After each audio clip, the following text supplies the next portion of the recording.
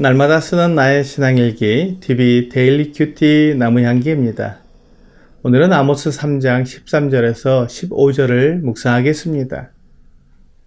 주 여호와 만군의 하나님의 말씀이니라. 너희는 듣고 야곱의 족속에게 증언하라. 내가 이스라엘의 모든 죄를 보응하는 날에 베델의 제단들을 벌하여 그 제단의 뿔들을 꺾어 땅에 떨어뜨리고 겨울궁과 여름궁을 치리니 상하궁들이 파괴되며 큰 궁들이 무너지리라. 여호와의 말씀이니라. 하나님께서 이스라엘의 멸망을 말씀하시면서 이스라엘이 아닌 야곱의 족속이라고 부르셨습니다. 이스라엘은 새 이름이고 야곱은 옛 이름입니다. 이스라엘은 하나님을 경험하고 하나님을 섬기는 사람으로서의 이스라엘이지만 야곱은 속이는 자이며 빼앗기 위해 모든 노력을 하는 사람의 모습입니다.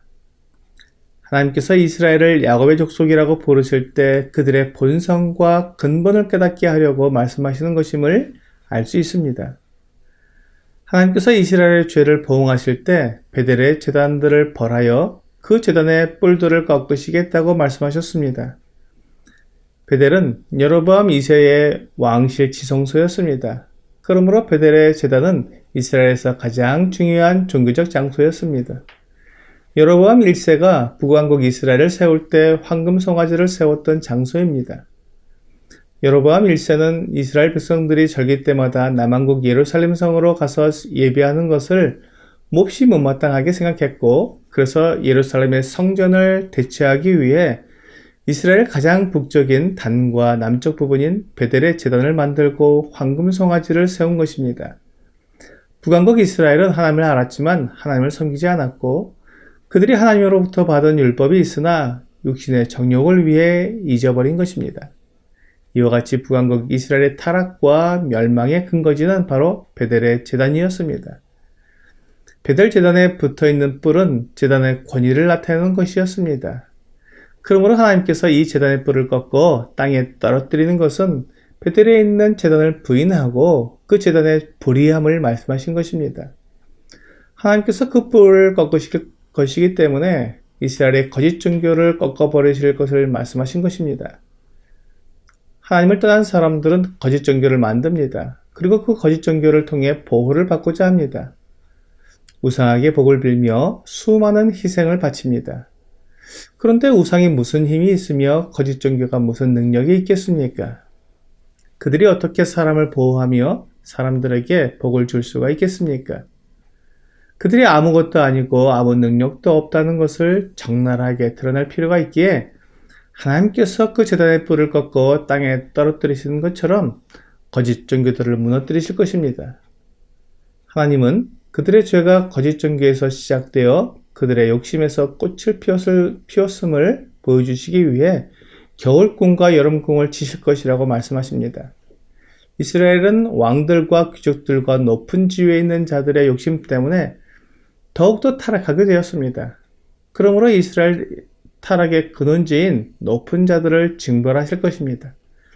그래서 겨울궁과 여름궁을 치시면 상하궁들이 파괴될 것이라고 말씀하신 것입니다. 상하궁은 부와 사치의 표상입니다. 이스라엘의 역사를 보면 한때는 겨울궁과 여름궁을 왕들만 가질 수 있었던 것으로 보입니다. 주전 9세기에 이스라엘 왕이었던 아합 왕은 사마리아에 있는 궁 외에도 이스라엘 평원에 겨울궁을 가지고 있었습니다. 그들의 화려한 궁은 상아로 장식이 되어 있었습니다. 코끼리 상아로 장식을 하는 것은 사치의 극치를 보여줍니다. 왕들만 누릴 수 있었던 사치스러운 궁들이 후에 귀족들이 부유해지면서 그들도 가지게 되었습니다. 귀족들이 사치스러운 궁을 가지려고 얼마나 많은 착취와 부정부패를 저질렀을지 상상을 할 수 있습니다.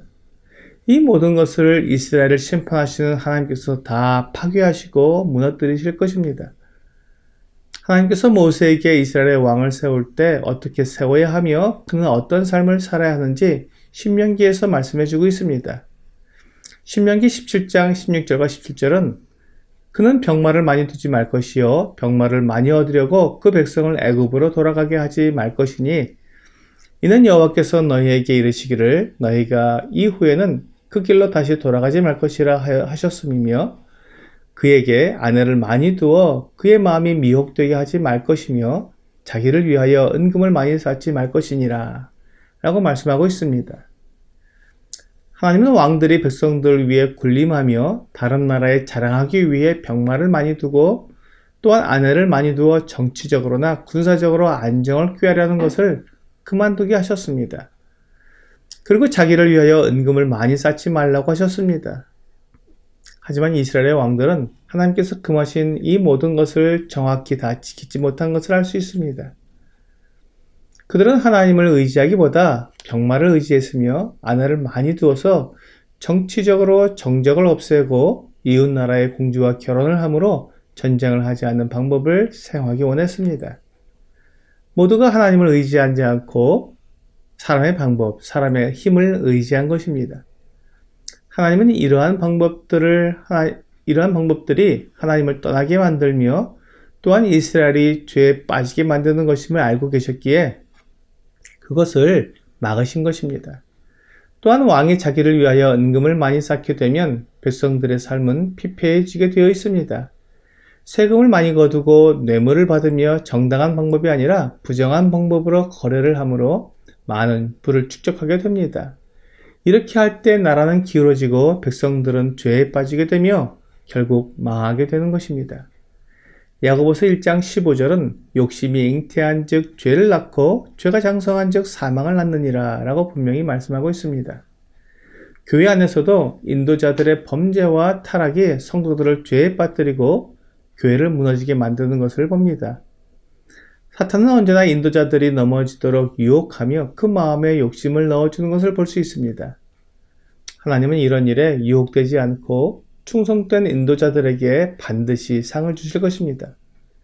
베드로전서 5장 2절부터 4절은 너희 중에 있는 하나님의 양무리를 치되 억지로 하지 말고 하나님의 뜻을 따라 자원함으로 하며 더러운 이득을 위하여 하지 말고 기꺼이 하며 맡은 자들에게 주장하는 자세를 하지 말고 양무리의 본이 되라.